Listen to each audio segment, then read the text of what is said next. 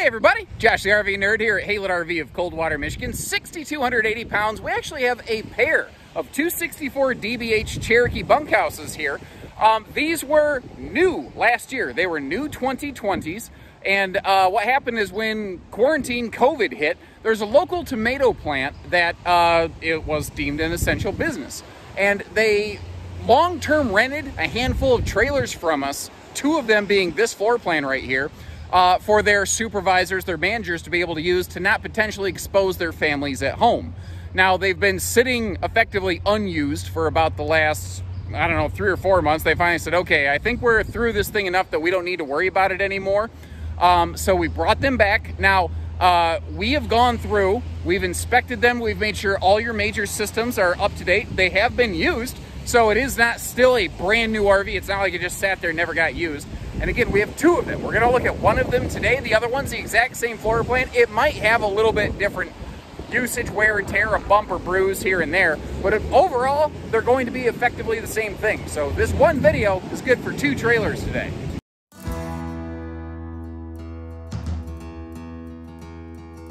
Now, what's kind of cool about this one, yeah, it's a bunkhouse, but it doesn't necessarily feel that way. It doesn't feel like it's all just about sleeping and that's it. Like, you got a super slide with some big windows, giving you some good, like today, rainy day space. If you're stuck inside, this is going to be a nice model. And I like how this one is laid out with the entertainment and the sofa forward in the RV toward the bedroom, as you see. Because if you walk in and out from the rear door, where we're at right now, to the kitchen space, you're not constantly like tripping over one another and you're not interrupting the flow of the entertainment should you choose to add a TV to it. Got ourselves a little fireless electric space heater going on down there. And we will get the kitchen opened up in just a minute. First of all, I just want to reiterate something that we have 2 of these that are not going to be 100% visually identical to the specific camper that you're seeing here. These were effectively full-timed in for about 6 months. And as a result, it shows some wear and tear. Like, this specific one of the 2 used to have a nice tempered glass stovetop cover here. Either somebody dropped something on it, or they thought it was a glass cooktop and turned the fire burners on underneath it. And in case you're wondering, yeah, that actually does happen sometimes. Some people don't quite realize the difference there. I really want you to appreciate the fact that, like, I'm willing to get right up close and personal here. Like, they're each going to have a little bit different series of blemishes on them from the usage. Like, it looks like over here somebody had a cutting board, or I don't know, maybe they were cutting up some limes for a drink, and they used the nice sink cover right here as a cutting board and also part of the countertop. Another thing I noticed is that it looks like this one was used by some folks that were smokers. I don't know exactly how the other one's going to look, and I'll try to stop, talking about how there's 2 of these. I think you get the idea. I want you to know these are not flawless, but when you stand back and you just kind of go like this, it doesn't tend to be anything that you overtly see. They're little things that when you see them, you kind of go, I wish that wasn't there. But remember, it's a used RV. Like, when I got my car, it was only 2 years old, and it had a little bump on the hood that had a couple tiny little rust spots. And you know what? I've had that car for like 6 years now. And it's got the same bump and the 2 little rust spots, and I don't even think twice about it anymore. But the fact that this is a used RV, it still feels new to you. I get that. I just kind of want to put some perspective in line there. The household and USB plugs for both bunks are a nice little touch on one of these. And I suppose as long as we're back here, we'll go ahead and just crack the bathroom open and give ourselves a look around there. I like that big window. It doesn't open for airflow. I don't know that you necessarily need it to, though, because up top here you have one of those big extra large style vent fans. Full shower surround paneling, like clear up to the ceiling line, which is nice. And this is one of the first examples of what I found, I call the Cherokee Shub. It's not a shower, but it's not a tub. It's just deep enough that if you've got like a dog or a baby that you need to bathe, you're not going to have a watery mess. And it's also just deep enough that if the shower curtain is dangling inside of there, you don't end up with a water mess on the floor. But it's not so tall that there's a giant step up into it. So it's not a shower, it's not a tub, it's a shub.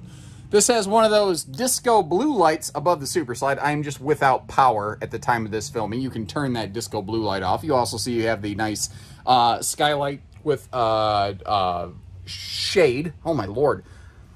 I'm having a hard time stringing words together today. I don't know if I didn't eat right, if I'm not caffeinated, or if I need to get more sleep, or some combination of all of these. All of our countertops, by the way, are a thermal foil. That's a sealed edge press membrane.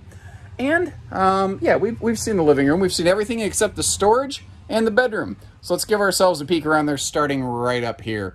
I tell you, one of the surprising parts of this floor plan is just actually how much kitchen storage space it has. That pantry, holy cow, that is enormous. Not to mention you got 2 big drawers in the kitchen instead of 2 small ones. But if we're going to talk about drawers, these giant mega drawers that stick off the dinette here, that is some serious handy storage space right there. That sink you might have noticed is a skirted stainless farmhouse style sink. Oh, by the way, the sofa, I forgot to lift that up. That is also a storage trunk in case you need it. There's a sweet spot too. If you lift that about halfway, it'll sit in like flying duck V formation and it'll just hold itself up. You can get in there with the storage. Kind of like you saw, both bunks have USB and household outlets. Both sides of the bed have USB and household outlets. This is a Camp Queen, or some people call it a short queen. If you're willing to sacrifice some walk-around space, you could go true queen on this thing. And as long as we're over here, I want to mention a couple things. You see that it's a double entry door. That has a deadbolt. If you don't want a door in your bedroom, just deadbolt it, shut it down. I've just got it open for some light right now.